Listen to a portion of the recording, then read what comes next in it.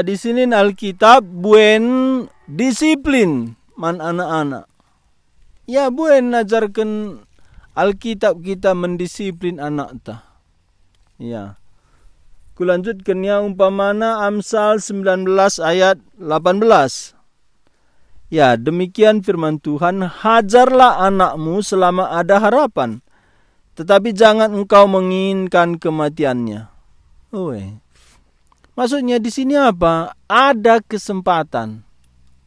Ya, jadi saya pernah dengar itu ceramah pendeta Dr. Stephen Tong bagaimana mendidik anak. Anak itu pertama ada di rahim ibunya. Anak itu sepenuhnya di dalam ibu.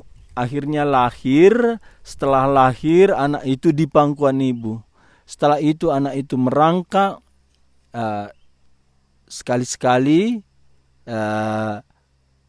digendong, akhirnya anak itu belajar berjalan, akhirnya anak itu setelah belajar berjalan masih kita pegang tangannya, kita topang, akhirnya setelah dia bisa berjalan kita lepas. Disinilah proses kesempatan itu habis. Ya, jadi mungkin SMA lah terakhir kita bisa berbicara mendidik anak-anak kita. Jadi di pustaka Dabuen ajar kena uga kita mendidik anak, ya, mendidik dalam takut akan Tuhan.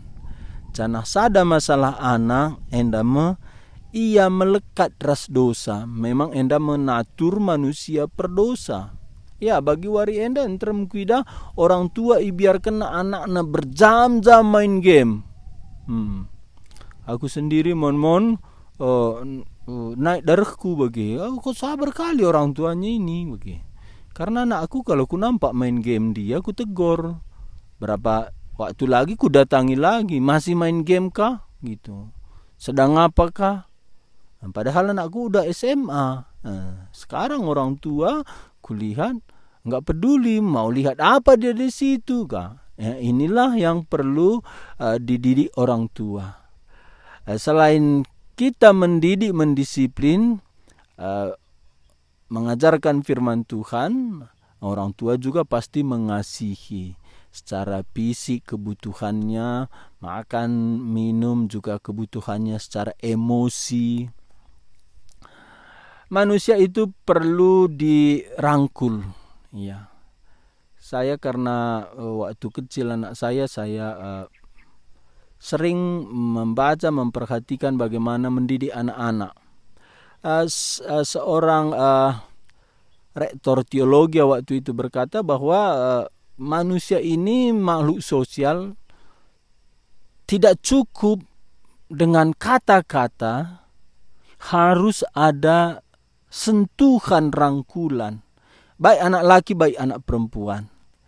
Jadi anak laki itu harus ada menerima sentuhan rangkulan dari papa, juga ibu. Tapi laki itu harus dominan kedekatannya dengan papanya, bapaknya. Demikian anak perempuan.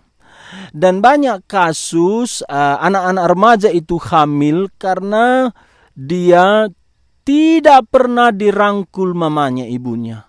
Akhirnya ada laki-laki yang dekat dengan dia pingin dirangkul. Disitulah ya jatuh ke dalam dosa begitu. Jadi doktor teologi itu, saya lupa dia seorang doktor, dia berkata inilah manusia makhluk sosial.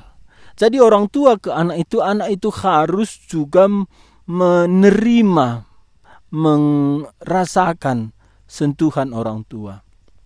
Dan beberapa kasus sebagai kami hamba Tuhan, anak-anak remaja mereka bermasalah, anak perempuan, akhirnya orang tuanya itu sadar, papa mamanya sadar, memang kami setelah pisah kamar dengan anak kami, istrinya itu tidak pernah merangkul anaknya begitu. Dan merasa itu tabu. Jadi enda kebodohan tak kalak karo, anak rasnande ndau Harus nande merangkul anak-anak bagi pe bapa merangkul anak-anak. Ya. Enda tanggung jawab orang tua, baik secara rohani, baik secara emosi, baik secara kebutuhan makan minumnya. Demikian juga orang tua juga harus berbagian meluruskan, mengarahkan pendidikan anaknya. Inilah orang tua tadi sebagai imam, nabi di tengah-tengah keluarga. Kalau anak bagaimana? Kalau anak hormat, ya. Jadi anak bagaimanapun orang tua, karena orang tua itu adalah saluran Tuhan mencipta kita bagaimanapun orang tua mesti kita hormat, walaupun kita tidak seluruhnya mentaati orang tua, karena ada juga orang tua seperti Saul memerintahkan kepada Yonatan tindakan-tindakan yang tidak benar. Jadi walaupun demikian orang tua kita masih bisa menghormati sebagaimana firman Tuhan. Tapi kita tidak harus semua setuju. Ya, inilah relasi yang saya perhatikan dalam Alkitab dan saya coba praktikkan dalam keluarga saya kepada anak saya. Ya, jadi kalau anak itu sudah dewasa, anak itu sudah menjadi sahabat, ya, sahabat sharing pikiran secara rohani, bermain begitu, dan itu sungguh-sungguh indah. Itu satu surga di dunia begitu. Jadi bukan Raja 4 itu surga turun ke bumi, itu bohong. Keluarga itulah surga turun ke bumi. Bagaimana dalam keluarga itu kita bisa saling menghormati, saling mengasihi. Suami dan istri bertumbuh dalam pengenalan kepada Tuhan, makin baik relasinya, makin disisihkan yang tidak Tuhan berkenan. Demikian orang tua ke anak. Jadi inilah yang bisa saya sampaikan antara relasi orang tua kepada anak. Ya, demikian. Terima kasih. Terima kasih, Pak. Jadi mengenai pesan hamba Tuhan, hubungan orang tua ku anak memang pertandakan dibata, jangan kelengisa baik secara emosi, raspe fisikna. Adi anak ku orang tua dain hamba Tuhan si hormati. Amina lapi krina si taati adi lapayo. Bujur, enda masuk kita ku penungkunan si peduakan. Enda penungkunanna ibas bahasa Indonesia, Pak. Selamat hari Minggu, Pak. Bagaimanakah menurut Bapak tentang ketindihan? Ada perasaan bahwa seseorang menekan, tapi kita tidak bisa berbuat apa-apa. Dan dalam hal ini, kita merasa bahwa kita sadar. Apakah itu masih bisa terjadi kepada orang percaya, Pak? Terima kasih. Ya, mungkin ini ketindihan, katanya ini menurut konteks yang saya lihat ini, ada seperti kuasa yang menekan dia. Maksudnya ini, menurut pertanyaannya, apakah itu masih bisa terjadi kepada orang percaya? Ini berhubungan dengan kuasa gelap. Ya, pengalaman saya dari kelas 2 SD sampai saya umur 24, baru terima Tuhan Yesus. Sepanjang hidup saya mulai kelas 2 SD sampai umur 24, saya merasakan itu.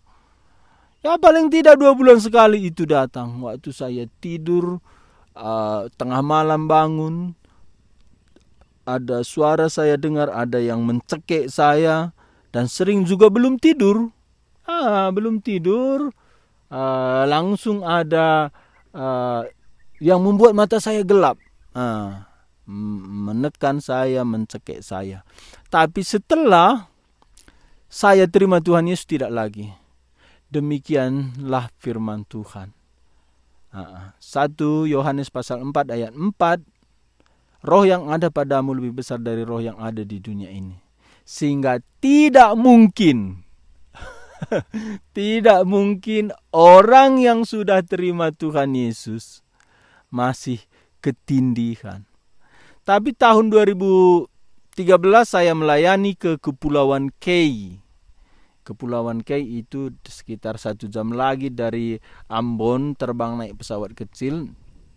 Di sana saya KKR 1 minggu. Hari kedua malam KKR itu, tengah malam itu saya bukan ketindihan, tapi langsung saya bergulat dengan setan. Iya, dia tangkap perut saya gitu. Dia mau menekan saya. Ini saya sadar. Waktu itu memang di hotel itu saya matikan semua lampu supaya tidur saya nyenyak. Di situ saya sadar karena saya mengabarkan Injil di sana. Tapi bukan saya dirasuk, bukan lagi seperti dulu saya dicekek, tapi sepertinya bergulat begitu. Dan sepanjang pelayanan saya ke sekolah-sekolah di Pulau Keilah paling diberkati Tuhan begitu. Di SMA Negeri 1 Kei besar, SMA Negeri 1 Kei kecil, hampir separuh siswa itu sebelum selesai saya berkhotbah udah nangis bertobat. Demikian juga di SMP di sana. Jadi menurut Alkitab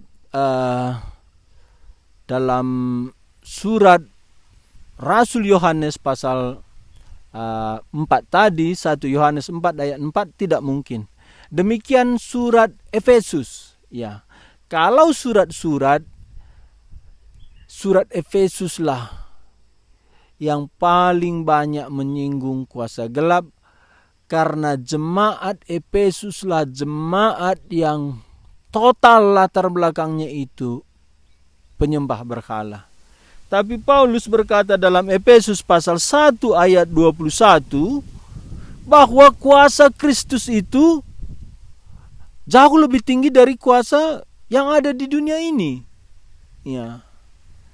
Jadi tidak mungkin tertindih. Jadi tertindih, kalau masih tertindih katanya ini satu alarm tanda ya belum ada persekutuan dengan Kristus. Dan saya beberapa kali melayani orang kerasukan, enggak pernah diganggu, enggak pernah diserang, tapi Alkitab berkata pikiran kita bisa. Nah, makanya hati-hatilah dengan akal iblis katanya.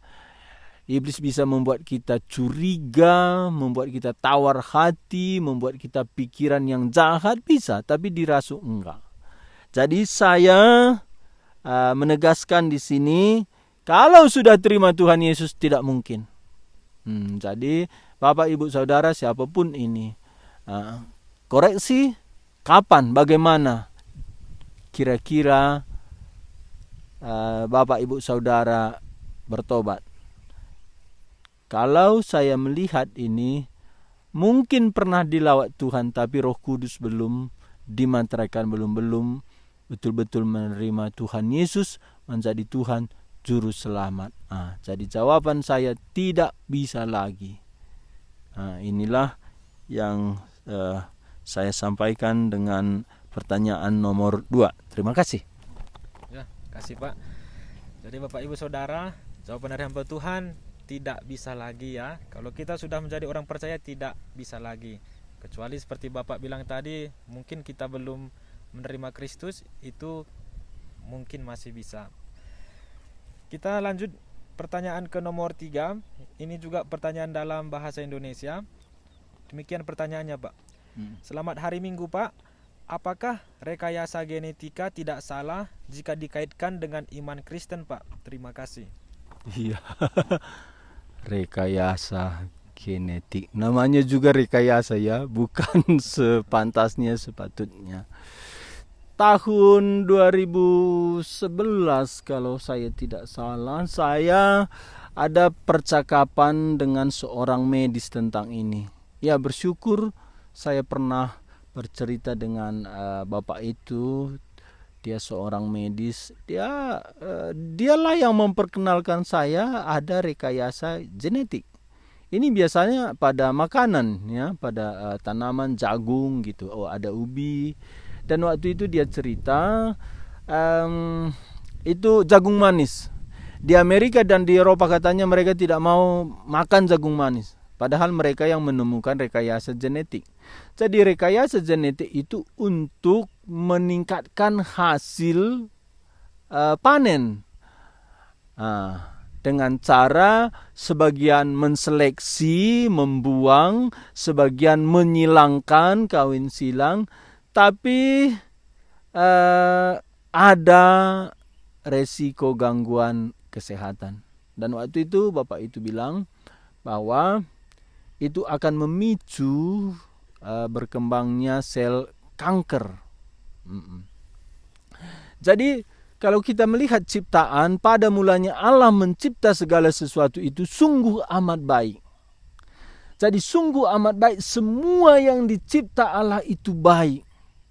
Sekarang setelah kejatuhan ada kesulitan dalam bercocok tanam, dalam kebudayaan, dalam ekonomi.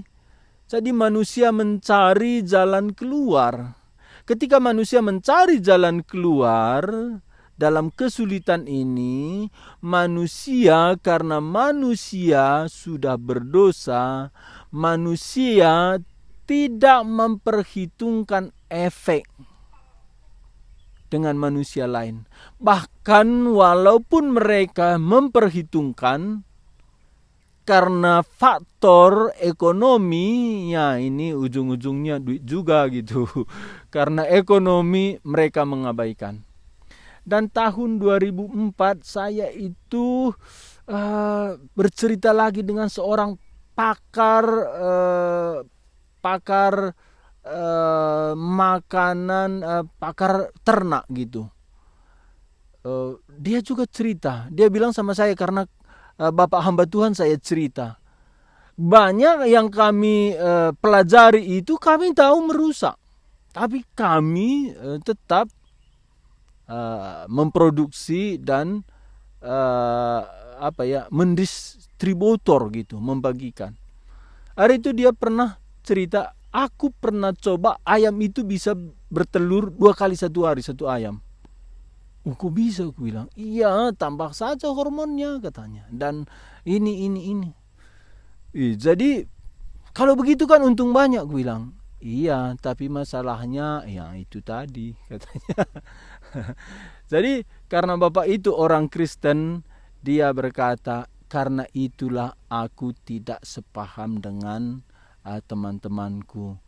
Aku tidak mau ikut seperti itu. Jadi apa yang kita lihat di dalam firman Tuhan, Allah menciptakan sungguh amat baik, betul-betul baik. Tapi dosa merusak. Disinilah fungsi umat tebusan. Bagaimana seluruh bumi ini tertebus melalui kita. Jadi setelah kita diselamatkan Yesus Kristus, kita sudah diampuni dosanya, ditebus. Biarlah kita menebus semua bidang dalam kehidupan manusia. Termasuk bidang pertanian, ekonomi, bidang musik, politik. Ya, jadi rekayasa genetik, kalau tahu itu merusak atau merugikan kesehatan, ya jangan. Karena ciptaan paling mulia itu manusia. Siapa yang tidak menghargai manusia, tidak menghargai penciptanya, demikian firman Tuhan. Kalau kita berani merugikan atau mencelakakan orang lain, dengan cara apapun kita berdosa kepada Tuhan. Jadi jangan perhitungan ekonomi saja. Jangan perhitungan uang saja. Suara ini mungkin terlalu berani, kita begitu minoritas. Tapi saya sebagai hamba Tuhan yang bertanggung jawab di hadapan Tuhan, kita harus menghormati manusia. Karena manusia itu ciptaan Tuhan yang segambar dengan Tuhan. Semua produk harus kita pertanggungjawabkan kepada Tuhan. Apakah itu mencelakakan manusia atau tidak? Apakah itu memuliakan Tuhan atau tidak? Alkitab prinsipnya itu dua, memuliakan Tuhan dan memberkati manusia. Kalau rekayasa genetik itu sudah bukan lagi memberkati, hanya perhitungan uang, itu akan diadili Tuhan. Dan biarlah kita dengan suara-suara yang kecil seperti ini, kita berani menyuarakan, belajar lebih pintar, lebih bijaksana untuk menyatakan kesalahan-kesalahan yang ada di dunia ini. Bukan saja di bidang rekayasa genetik, ya, perusakan ozon, bagaimana perusakan alam. Ini semua ciptaan Tuhan yang harus kita pelihara. Sebagaimana dikatakan Tuhan kepada Adam, usahailah dan peliharalah taman ini. Demikian orang-orang Eropa tidak mau pakai semua produk yang dari sawit. Kenapa? Karena mereka menghargai bumi ini. Ya. Jadi demikian kita orang Kristen harus melampaui orang-orang dunia ini, bertanggung jawab atas dunia ini. Penebangan hutan, begitu tinggi reboisasi.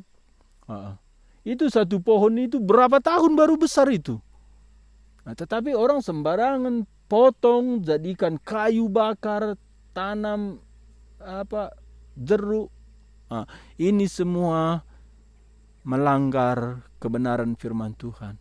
Jadi biarlah kalian yang masih studi, yang masih muda, berjuang di setiap bidang. Biarlah setiap bidang dalam bagian kita masing-masing kita tebus, kita kembalikan kepada rencana Tuhan. Jadi kesimpulan saya, jikalau rekayasa genetik itu mengganggu kesehatan, biarlah berani tampil beda, kembali kepada yang sebenarnya. Jangan merusak kesehatan manusia. Demikian, terima kasih. Ya, terima kasih Pak. Demikian jawaban dari hamba Tuhan, Bapak Ibu Saudara. Kiranya kita semua bisa menggumulkan apa yang terbaik dalam panggilan kita. Kita masuk ke pertanyaan keempat. Ini pertanyaan yang mungkin hangat diperbincangkan oleh para pemuda. Demikian pertanyaannya Pak. Jatuh cinta yang sehat menurut Alkitab gimana ya Pak? Terima kasih. Oh ya. Di mana ayatnya? Iya. Tapi saya rasa itu yang pertama jatuh cinta itu Adam. Ketika Tuhan menyuruh Adam memberi nama setiap binatang, binatang itu berpasang-pasangan. Tuhan kita itu ada juga humornya ya. Dia cipta Adam masih sendiri, tapi dia suruh Adam supaya Adam kasih nama binatang, tapi Tuhan bahwa binatang itu sepasang-sepasang. Ini kan cari gara-gara. Setelah selesai semua, baru sadar Adam, tidak ada yang cocok bagiku. Ada mau cerita sama kambing, nggak ngerti kambing ya. Sama gajah, pengen ya sharing, nggak ngerti gajah. Barulah Tuhan menidurkan Adam.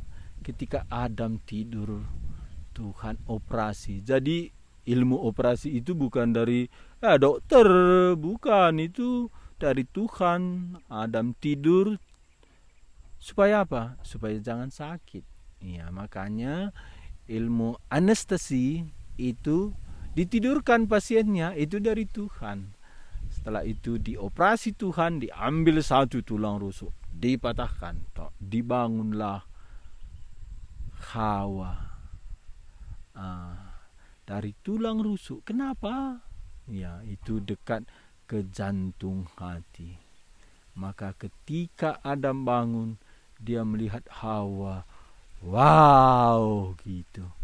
Inilah tulang dari tulangku, daging dari dagingku. ada koneksi relasi, bukan seperti kepada binatang. Jadi jatuh cinta, ya, itu natur yang Tuhan berikan. Sempat orang sudah 27 tahun. Apa itu jatuh cinta? Mak katanya sama mamanya cilaka ya. Ya, ketika Ishak melihat Ribka, dia langsung senang, jatuh cinta. Tapi bagaimana menurut Alkitab ya? Cinta. Dalam Alkitab itu ada bahasa atau perasa cinta itu ada cuma 2 dalam bahasa Yunani. Agape, filia, ada storge. Storge ini sebenarnya turunan dari filia.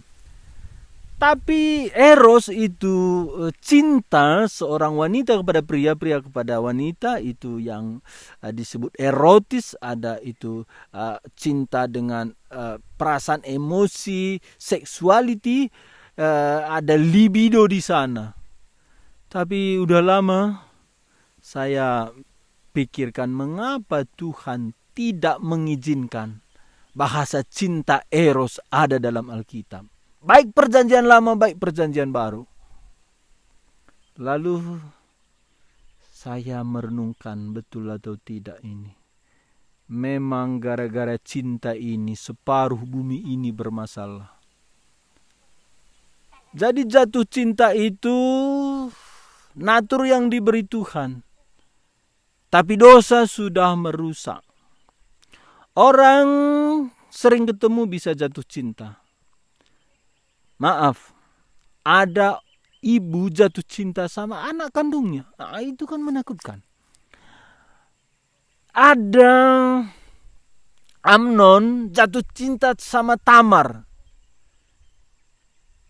Itu abang adik. Satu papa lain mama. Sehingga saya setuju.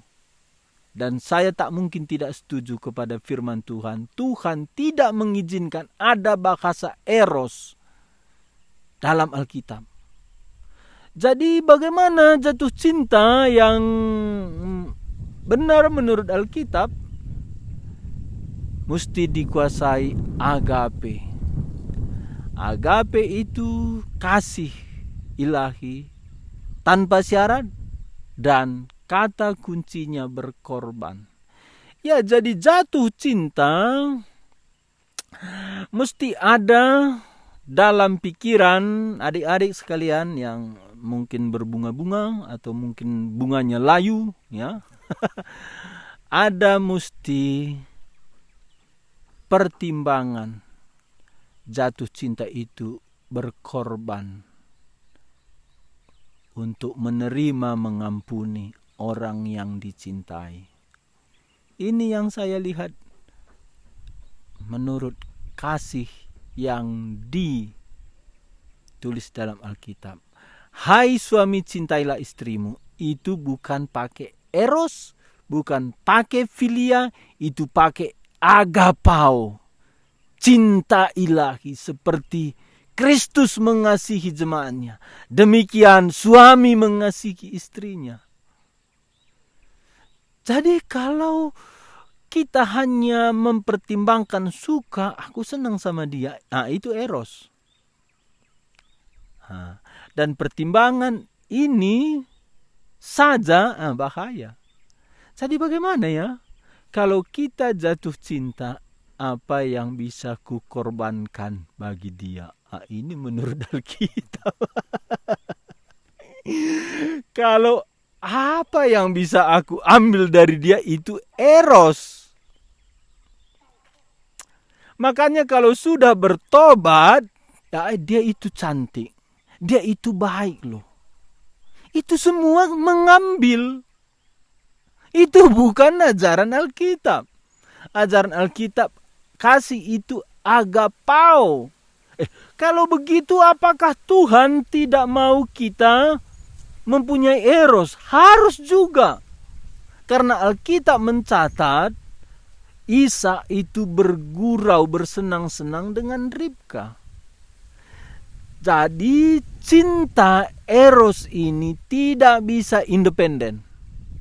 Harus dikuasai cinta agapao. Jadi bagaimana jatuh cinta menurut Alkitab? Saya simpulkan menurut pengamatan saya, kalau hanya tertarik tubuh atau kebaikan seseorang, bisa kita tertarik kepada orang itu karena orang itu nampaknya rohani. Kita mau mengambil kerohanian yang baik dari orang itu untuk menguntungkan kita. Itu juga tidak baik. Jadi ada orang berkata, itu ya lumayan mau melayani Tuhan. Rohaninya baik. Aku mau lu jadi pacarnya. Itu juga cintanya itu udah mulai bermasalah. Berarti itu mau mengambil keuntungan dari orang itu. Bagaimana kalau orang itu suatu hari berubah? Bisa berubah? Bisa. Bisa sekali. Jadi rohani hari ini besok bisa jadi setan. Bisa. Malaikat pun dulu bukan setan. Setan itu dulunya malaikat. Bisa jadi setan. Jadi kalau dia rohani besok bisa jadi tidak rohani. Bisa sekali. Hari ini Ravi Zakaria sangat-sangat mengganggu saya. Seluruh dunia tergoncang. Tapi saya tidak berani memojokkan dia karena perkara itu tahun 2017 sudah selesai. Tapi setelah dia mati, muncul kembali. Dengan semua proses pengadilan yang saya baca, satu hal yang saya tidak setuju, bahwa mereka tidak melibatkan keluarga Ravi Zacharias. Dan di dalam proses penyelidikan itu, tim dari Ravi Zacharias sendiri berpihak kepada tim investigasi dan tidak mengizinkan keluarga Ravi Zacharias untuk membela diri.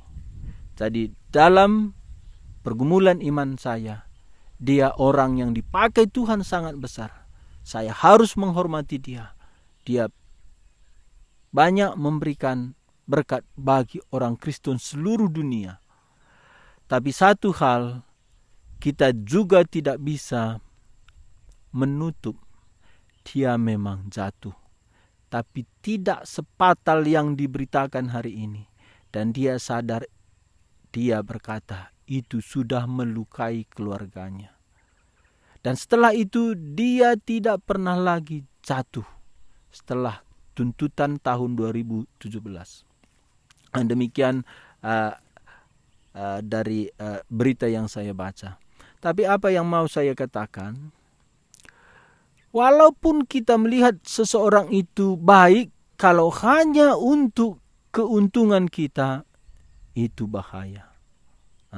Seperti Ravi Zacharias sendiri bisa jatuh. Karena kita sering kudengar, aku tidak perlu orang itu cantik, ganteng, orang itu kaya, pintar. Yang penting dia mengasihi Tuhan. Bagaimana kalau dia berubah? Apalagi kalau hanya tertarik kita dengan cantiknya. Bagaimana setelah 3 hari kita menikah dia kena kanker? Dan itu pernah terjadi di China. Setelah 7 hari dia menikah, suaminya itu ada sakit di bagian leher, dibawa ke rumah sakit. Itu kanker. Bagaimana kalau kita nikahi perempuan? Hari ini kita menikah, besok dia tabrakan cacat. Kalau hanya tertarik erotis, itu bukan diajarkan Alkitab. Jadi kita tidak tahu berapa lama kita akan menikah. Kita tidak tahu apa yang akan terjadi dalam pernikahan kita. Sehingga dalam jatuh cinta, kita harus dikuasai kasih Tuhan. Jatuh cinta kita orang berdosa gampang. Pegawai dengan pegawai. Saya itu tidak suka itu reuni. Ada kawan-kawan cerita dia reuni, karena dalam acara reuni yang satu sudah punya suami, yang satu sudah punya istri. Dulu waktu SMA mereka pernah jatuh cinta, waktu reuni bersemi kembali. Gampang jatuh cinta. Orang yang selalu dekat bisa jatuh cinta. Jadi bagaimana jatuh cinta Kristen itu mesti ada penguasaan diri, cinta Kristus, dan ada peneguhan dari Tuhan. Kita diberi iman. Jadi kita diberi iman di situ bukan kita berpikir bahagianya bersama Dia, bukan. Walaupun itu dijanjikan Tuhan, tapi itu bukan tujuan. Tapi tujuan dalam pernikahan itu kita bagaimana menggenapkan rencana Tuhan di dalam pernikahan itu. Dan di situ salibnya, penyangkalan diri. Kalau ini sudah selesai, nanti apapun terjadi, dulu sudah kupertimbangkan. Dulu sudah yakin aku ini pimpinan Tuhan. Jadi cerita ini, jatuh cinta ini dalam kita sering tanya jawab selalu menarik ya, dan kami sebagai narasumber juga senang ada pertanyaan-pertanyaan seperti ini.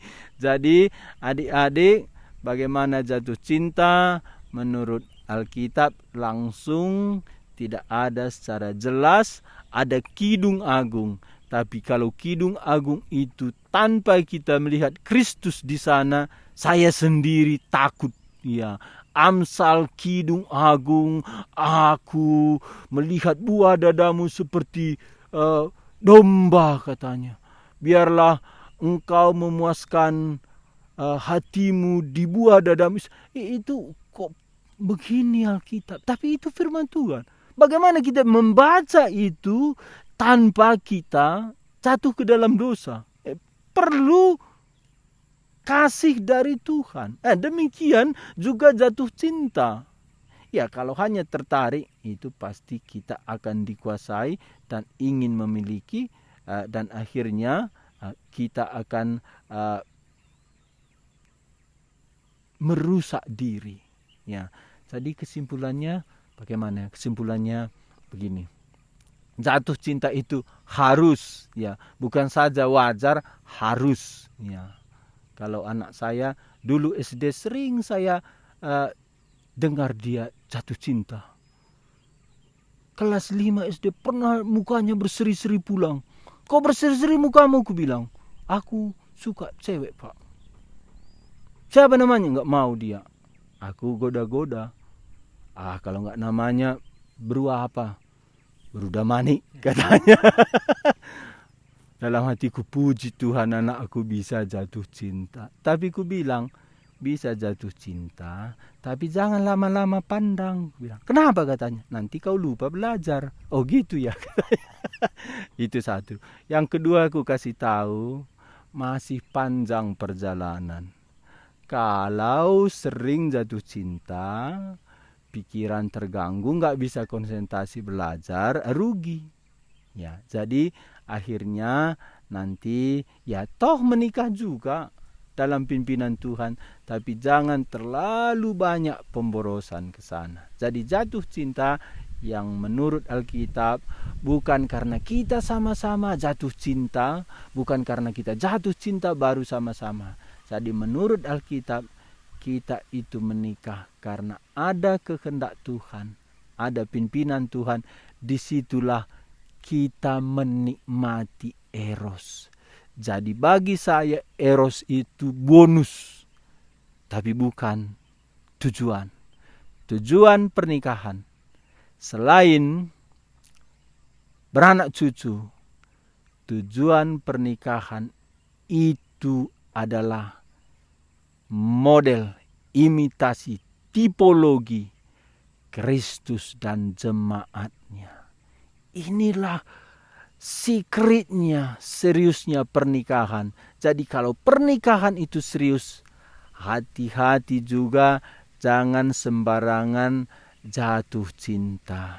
Ya, demikian sore ini. Terima kasih. Ya, terima kasih Pak. Dari tadi kita ada dengar kata pengorbanan. Jadi hamba Tuhan bilang tadi, cinta itu adalah cinta Kristus, cinta yang berkorban.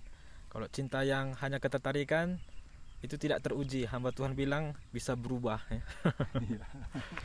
Baik, puji Tuhan, kita masuk ke pertanyaan terakhir. Pertanyaan terakhir ini pertanyaan dalam bahasa Karo. Bagian dan Nina Pak. Banci nge kini teken berbeda ibas pengertian na Pak. Dengan bancikin kala singaku kini teken laiteh na erti Injil. Enda banci penungkunan na sama-sama rekini teken beda pengangkan, beda pengertiin. Ncana lika kala rekini teken labo tekna Injil bagi. Enda banci. Umpamana lah. Kala si enggo metua lenga pernah begina Tuhan Yesus. Ije si petandakan Tuhan Yesus. Mengerti ia Yesus Tuhan juru selamat dia saja terimana. Selamat dia selamat. Beda rasa kala si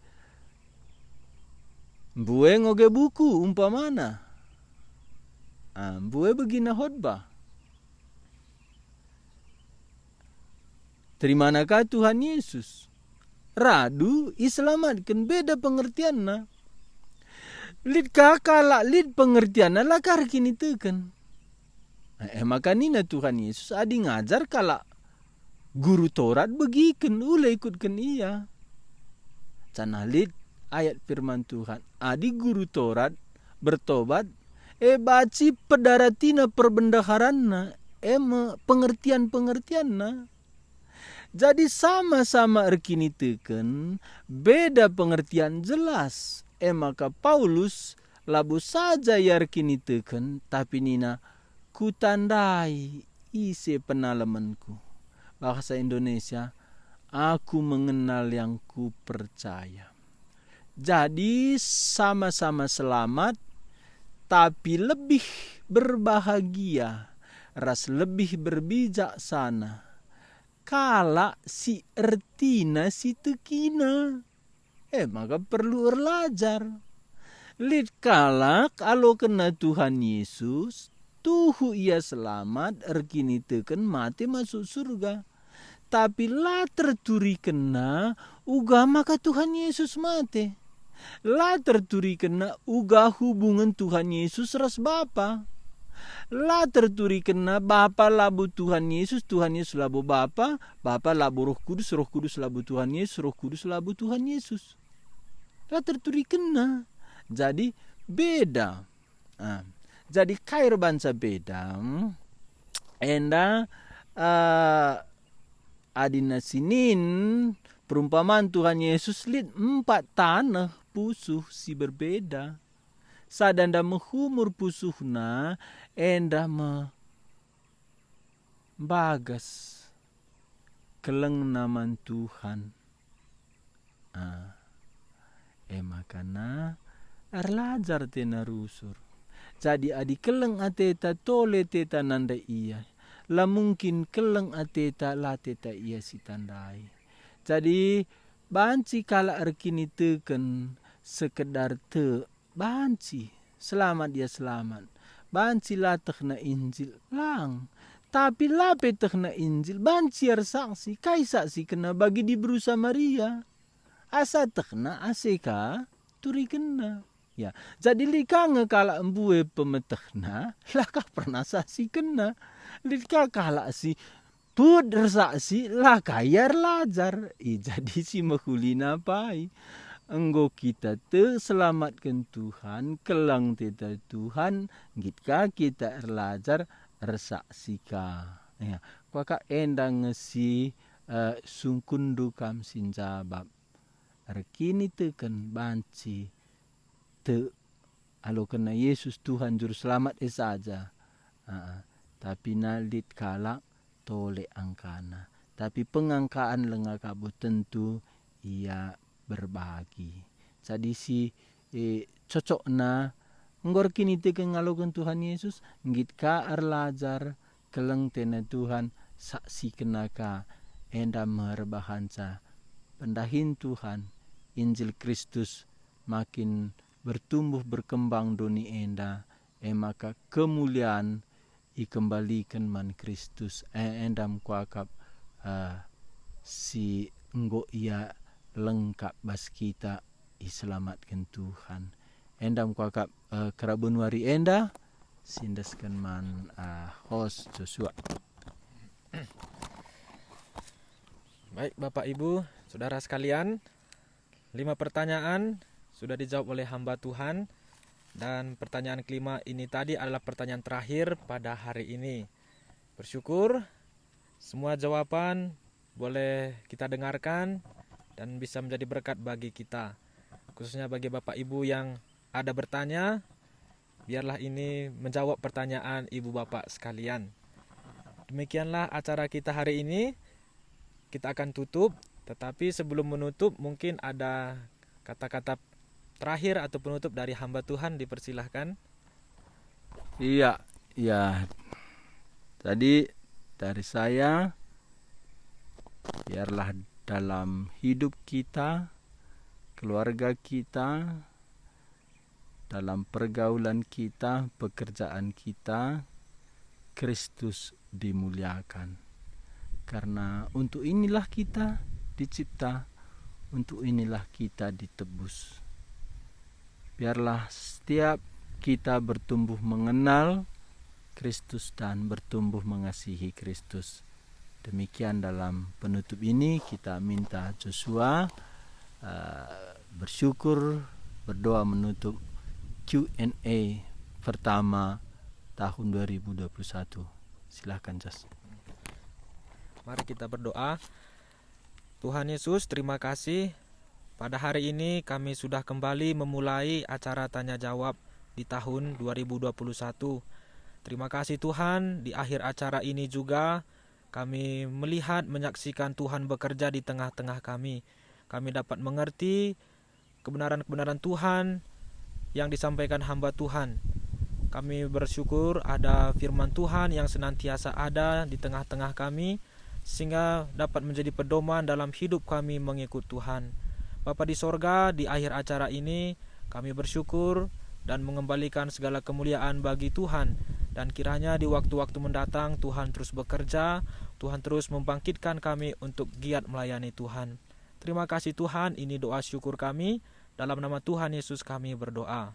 Amin.